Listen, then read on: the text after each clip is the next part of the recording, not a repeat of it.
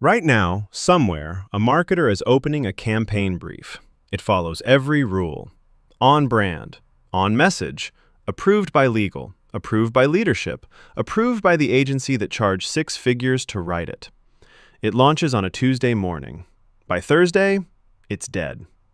Nobody shared it. Nobody remembers it. But the real reason isn't bad luck. It's far stranger than that. The campaigns that actually catch fire almost never follow the rules. They break them on purpose. And the ones that broke them hardest didn't just survive the risk, they won. Think about what the rules actually are. Stay on brand. Speak to your target demographic and nobody else. Keep the tone consistent with the category. A shaving company sounds clean and athletic. A water company sounds pure and refreshing. A skincare brand sounds gentle and reassuring. These aren't arbitrary. They come from decades of market research, focus groups, brand guidelines built by people who studied consumer behavior for a living. So why do the brands that ignore all of it keep winning?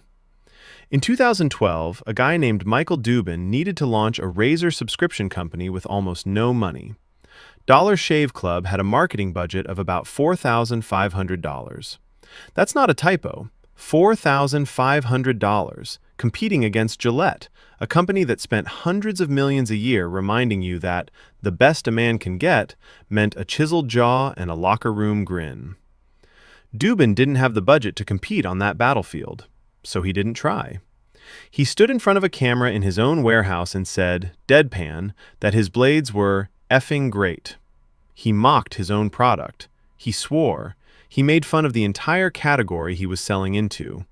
It was the opposite of every rule in men's grooming advertising. And it worked so well that the video is still taught in marketing case studies today. Because within 48 hours of posting it, the company's website reportedly crashed under the traffic, and Dollar Shave Club sold to Unilever a few years later for roughly $1 billion. Here's the part that should stop you. Dubin didn't break the rules because he was reckless. He broke them because the rules were built for a world where advertising was something you sat through. His video was built for a world where advertising is something you choose to watch and then choose to send to a friend. Those are two completely different games, and most marketers are still playing the first one. You've probably felt this tension yourself.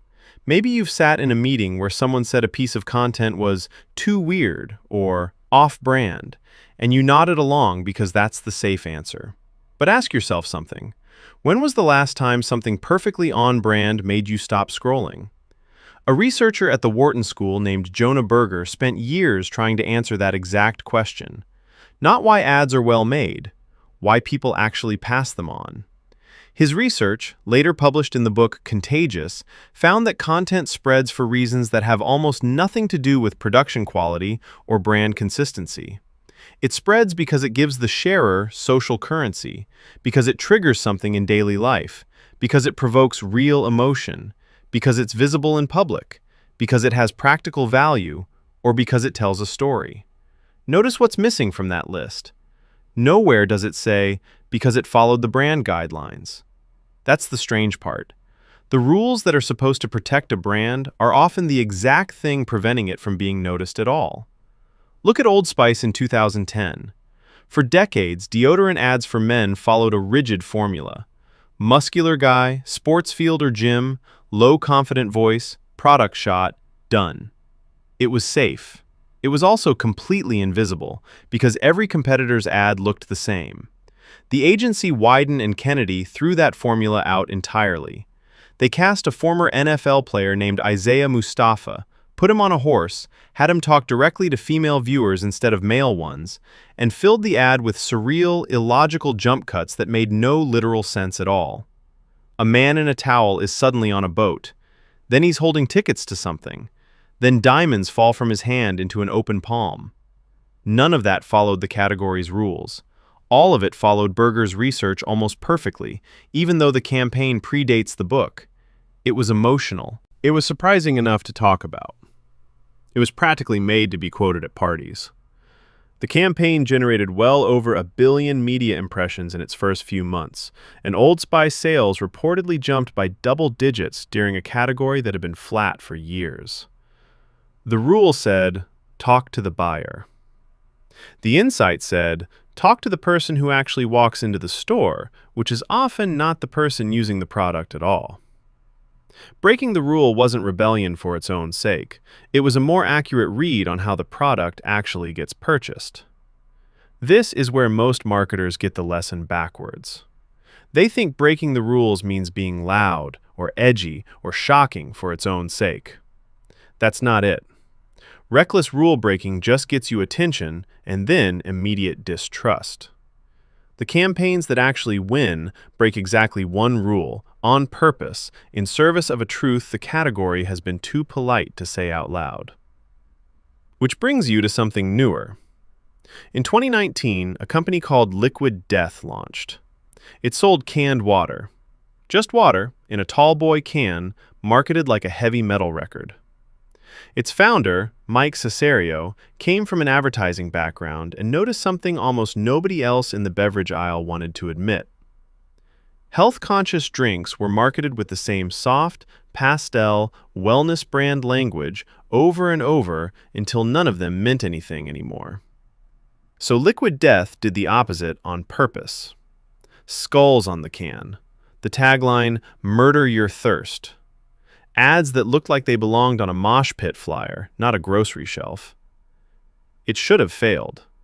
Water is the most boring product category in existence, and every rule of consumer packaged goods marketing says boring products need reassuring, clean design. Instead, Liquid Death was reportedly valued at well over $1 billion within a few years of launch, built almost entirely on organic social sharing rather than paid media. People didn't share it because it was water. They shared it because it was funny, because owning the can said something about them, because it gave them, in Berger's exact language, social currency at the office fridge. Do you see the pattern threading through all three of these? None of them broke every rule. Dollar Shave Club still delivered a genuinely good product behind the crude video. Old Spice still had gorgeous, expensive production values behind the absurd surrealism. Liquid Death is, underneath the skulls, still just aluminum canned water that happens to be good for you. The rule breaking was never the whole strategy. It was the hook that got a stranger to stop for 4 seconds and pay attention to a message that was, underneath, still fundamentally sound. So here's the question worth sitting with. What rule is your brand following right now, not because it's actually working, but because it's what everyone in your category has always done? The tone you default to in every post. The format you always launch with. The safe version of the ad that nobody in a meeting will object to. That safety isn't neutral. It has a cost, and the cost is invisibility. You don't need $1 million budget to test this. You need one campaign, or even one post, where you ask which single rule in your category exists mostly out of habit, and what happens if you break just that one, deliberately, while keeping everything else about your product honest. Dubin broke the tone. Wyden and Kennedy broke the target audience.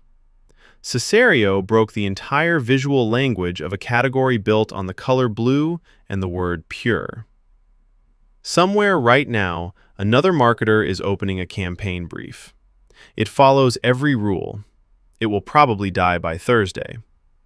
But the ones that actually spread were never the ones playing it safe.